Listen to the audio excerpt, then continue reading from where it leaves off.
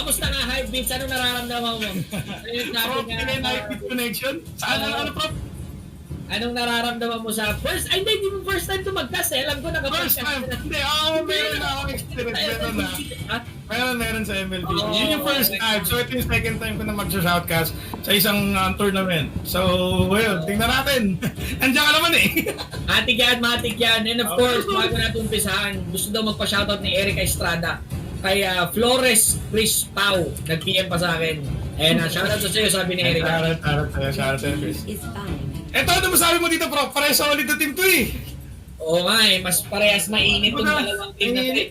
Mainit to. Pero malaki rin kasi ang fan base nitong itong Next Play Predator, no? Pares naman sila.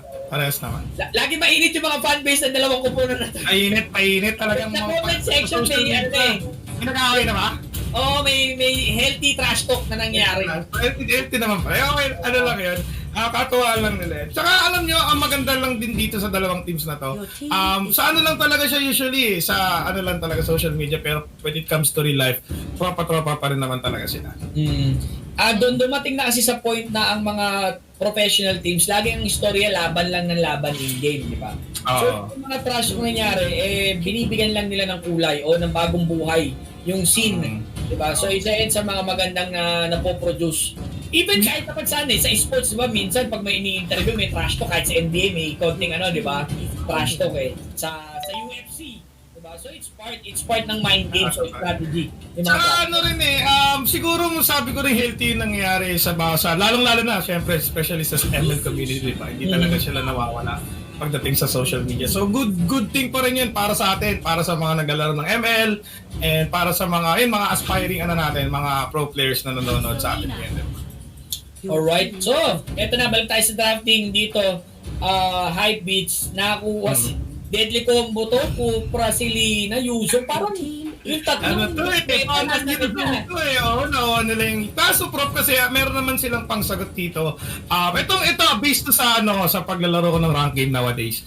Itong si Sun Shin, sobrang niya talaga, sobrang effective niya talaga both early game and late game eh. Lalo na pag dumating sa point na nagkaroon na siguro ng Blade of Despair to si Sun Shin palag-palag dito. Yun nga lang kasi ang advantage ng pick talaga dito ng Next Play based dito sa drafting nila ngayon is tong Yuzo. Mahirap talaga siya. Sobrang hirap niya kalaban sa early game. Siguro kailangan gawin dito ng Bren is pumili ng mga heroes na medyo malakas yung damage sa early game.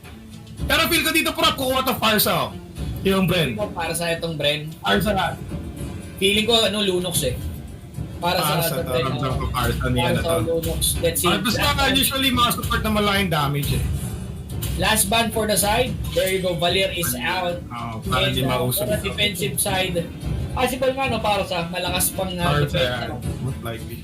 Kasi kailangan talaga nila ng damage sa early game para dito kay Yuzong. And maganda kasi talaga si Farsa ng support ngayon eh. Kasi si Farsa kasi napakalayo ng range niya eh. Kumbaga parang kahit nasa bush ka lang tapos dalawang di pa yung layo, patatamaan mo pa rin eh. Di ba? Si Yuzong Shin tsaka si Yusun Shin na magkapatid yan. Baka hindi nyo alam. Okay. Nasusulat yan, magkapatid yan. Si Yuzong Shin. Si Yuzong Shin.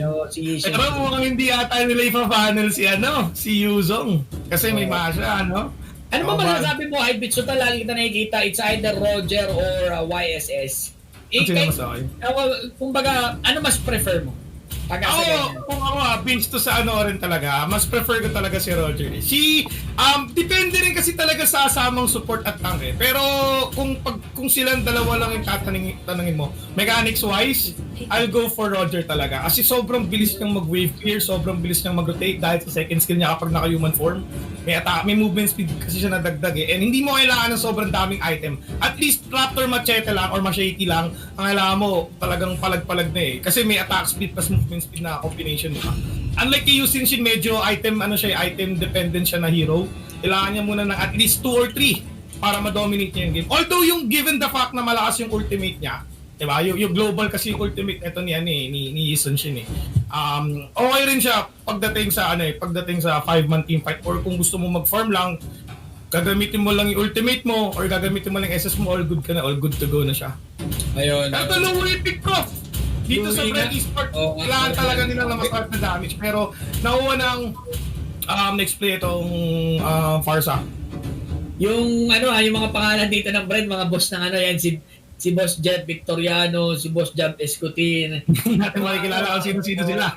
Mga big names ng Big names ng brand. Brand Esports. Yan. Kung wala lang sa Aura PH, malamang nandyan din si Mitch Liwanag eh. Isa sa pinakamaliwanag na taong kilala ko si Mitch Liwanag. Ayan na. Let's see guys. Lineup wise, Hypebeats. Kalimutan natin yung mga teams. Kanino ka? Lineup lang ha. Huwag may isipin kung sino may hawak na kung anong team ako. Lineup lang, kanino ka dyan? Hindi ko mo bias to based sa drafting and based sa I'll go for dito. I'll go for team na itong brand. Kasi kung mapapansin nyo kompleto yung nila, yung drafting nila. Early game, mid game, late game. Talagang lamang na lamang sila. Kasi may Louis for early game, mid game. Early game, tapos Louis, mid game, di ba? Masha and Eason Shin. Itong lineup naman ang maganda naman sa lineup na next play is aggressive sila sa early game yung lineup nila, kailangan makabingwit kaagad sila na makabingwit ng kill dito. Pero ito, nag-i-invade ngayon yung team ng Brand Esports. Tingnan natin kung makukuha nila yung red buff. Ay, pumasok na si Atas, pero hindi. Ayun, nakuha na retribution ni H2, so safe yun para sa kanila. Pero ito, pumasok si Kupra. Tingnan natin kung mahuhuli ba. Huli! First blood! May Yisun Shin. Mga brief. Hindi ka tulad niya itong mga tuwa. Dumating lang si Hypebeats, suntukan lang agad Mahal ka na, no? Pero sino makuha? Ito, nakuha ni Louis Little Wonder, which is good. Pero ito, nagkakaroon ng pakpaka sa top 10. Tignan natin kung magkakapatay nga ba ito. Patay! Kaya top ngayon, si Tamus, mga brief. Lagunos! Ayun, nakuha. Ulit. Para ito, talaga nila pakakawat propyo. Talagang buwan talaga. Pero yun, nag-back out lang tong team. Pero dito, meron pa rin backpakan. Hindi talaga ito natin sa tawat kita. Pero hindi, nag-back out lang din. Tama lang.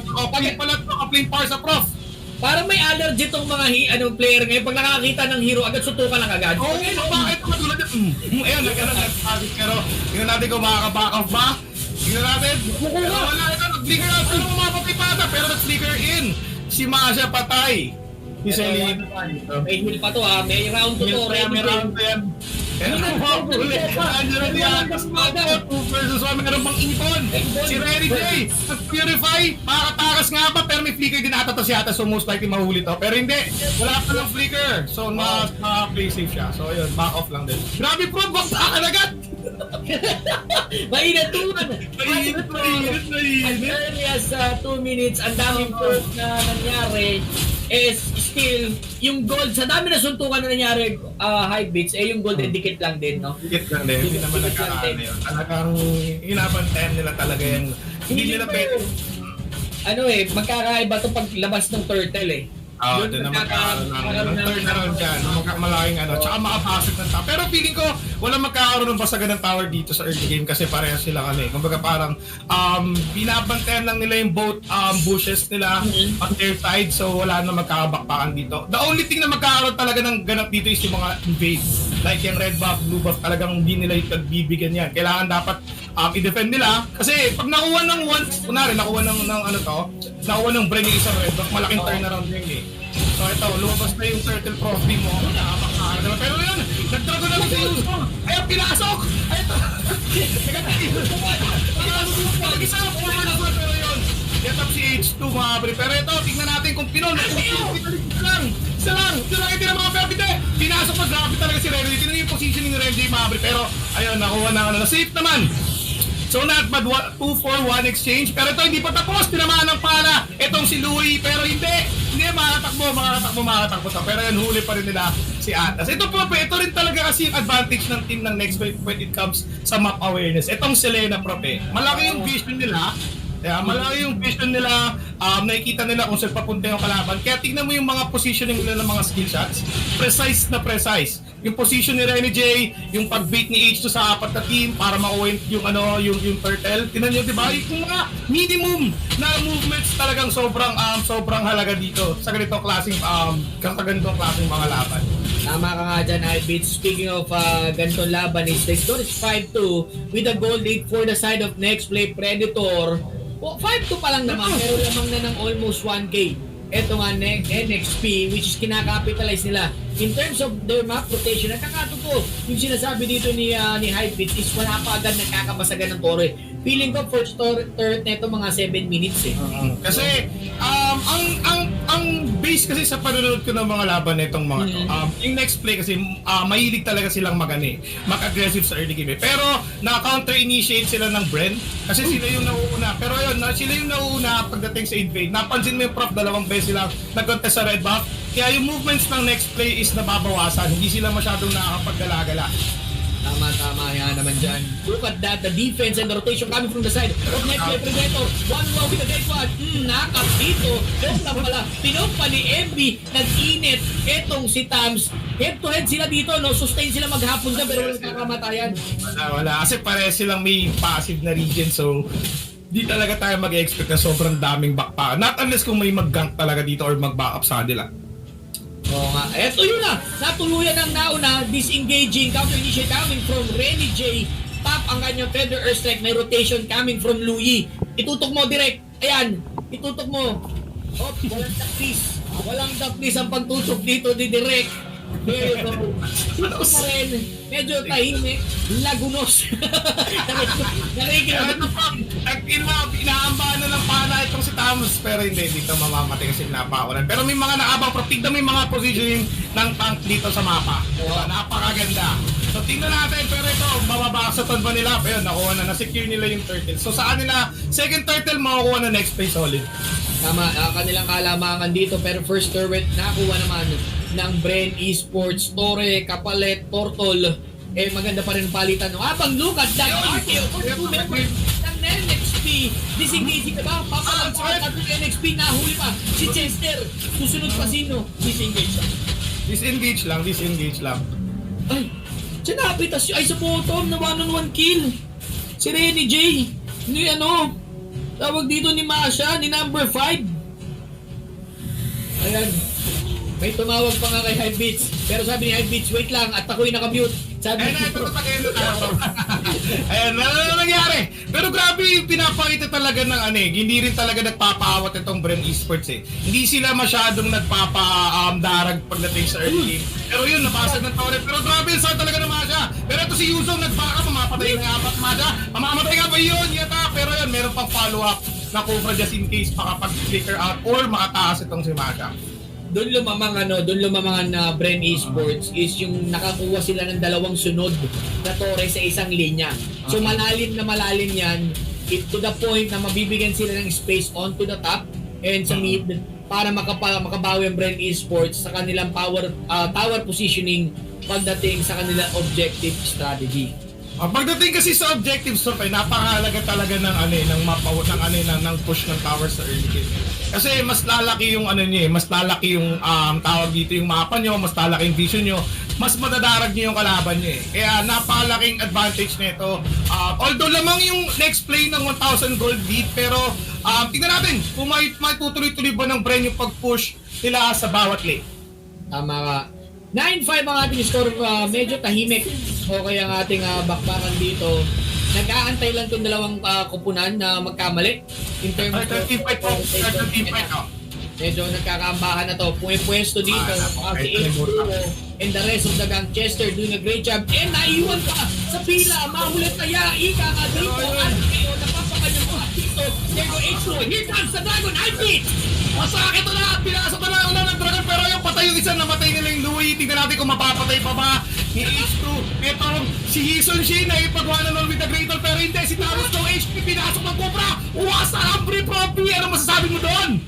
Wala, bumuli ka ng bagong brick. Lagunos talaga, bro. Ng isang maigi doon. Sudden, 12-6 ang ating score in favor of Next Play Predator. May tanong ako dito, Hypebeats ha. Recently, nananalong Next Play Predator sa kanilang mga clash. Ano kaya sa tingin mo ang dapat gawin ng Bren Esports para mapigilan ang pag-i-snowball dito ng Next Play sa mid game? Siguro ang pinaka most effective para maka-comeback sila dito is makakuha ng or mapitas ng Atlas itong isang core ng next play. Kasi napaka-bilis din kasi ng response nitong ni Atlas. Lalo na kapag unang minakasot yung second skill eh. Parang magiging ano na lang yung prof, 5 seconds cooldown. So, pag nakuha or nagkaroon ng team fight at nakapitas sila, nag-flicker Fatal Links itong mahuli lang kahit at least si Lina or mahuli lang nito yung Forza, wala na. Mata-turn around nila to. Pero kasi given the fact na lamang na sa map control itong next play, sinusulit talaga nila yung lamang na tignan mo yung pagkaka-box out na itong Yuzong Pro B.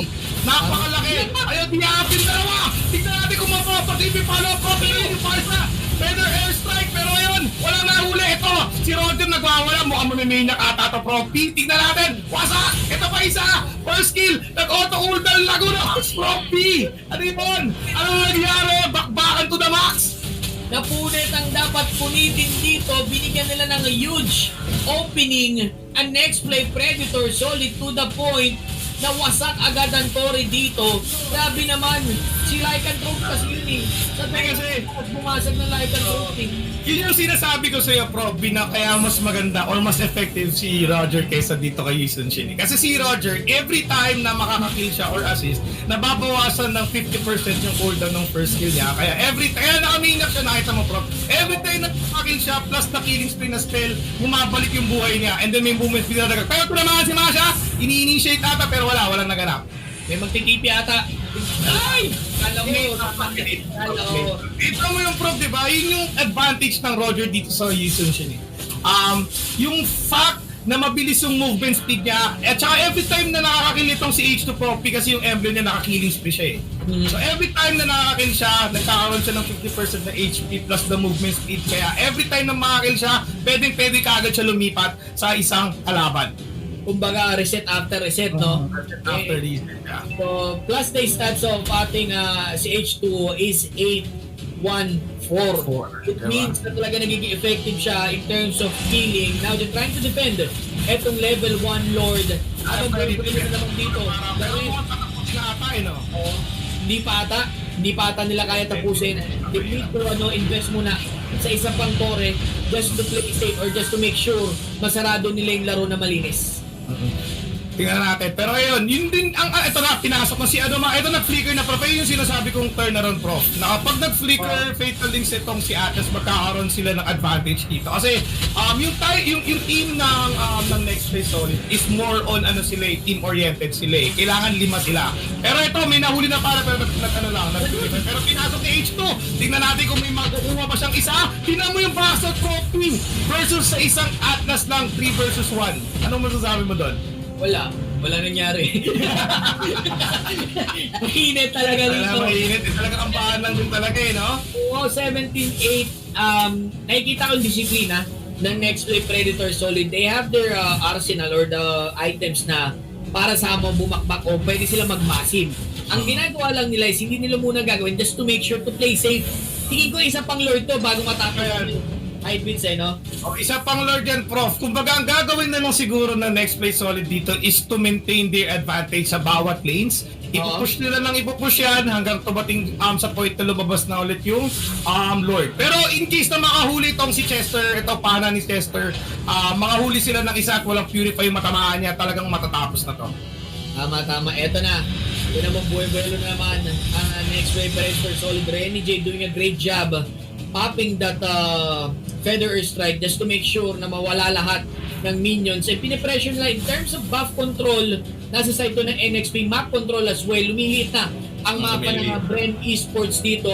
Sama ang pinaka-vision nila is the Mountain Shatter galing kay Funeral, yung SS dito ng YSS. Yun lang bali yung magiging nila eh, pagkukuhanan nila ng ilaw dito eh. Kasi lane wise wala na, mahirap na i-pressure to. Kasi pagdating meron silang Yuzong, yung Roger napakabilis mag-rotate ng mapa, napakabilis mag-push, 'di ba? So ang kailangan na lang gawin dito ng Brent is to defend and kailangan makahuli ng Atlas at least 2 people from the next play. Pero ito Pro, pinasok na ng tatlo ka na, tatlo na makakorite. Dalawa lang pala. Pero grabe talaga yung pasok nito ni Yuzong. Tingnan mo Pro, winawalang yan lahat. Plus, etong si Renny J, tamang feather airstrike lang sa kalaban. Alam mo, maganda yung items dito ng Brave Esports, pero to the extent na mas maganda lang talaga or maaga nakabuo ang Next Wave Predator. Meron sila mga pang-counter item eh. They have this Legendary, they have this Necklace, pero it's not enough to take down MB or si Yusong.